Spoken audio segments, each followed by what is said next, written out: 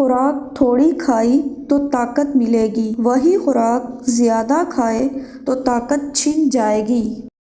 نااہل کو اہلیت کا مقام مل جائے تو اس کی جان بھی خطرے میں ہوگی اور ایمان بھی۔ اللہ کے خوف سے اپنی زندگی سے وہ کام نکال دو جو اللہ کے خوف کا باعث ہو سکتا ہے۔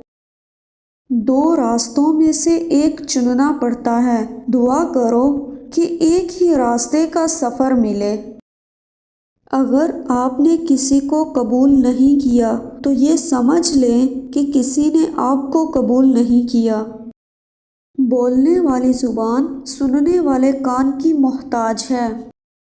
لوگوں سے الگ رہ کے سوچو گے تو لوگوں سے الگ سوچ مل جائے گی۔ کہانی سنانے والا کوئی نہ ہو تو بھی کہانی خود کہانی سناتی رہتی ہے۔ انسان اپنا بہت کچھ بدل سکتا ہے، حتیٰ کہ شکل بھی تبدیل کر سکتا ہے، لیکن وہ فطرت نہیں بدل سکتا۔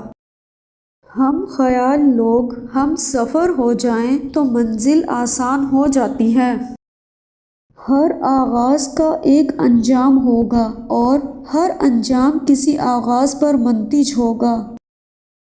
دنیا میں سب سے آسان کام نصیحت کرنا ہے اور سب سے مشکل کام نصیحت پر عمل کرنا ہے۔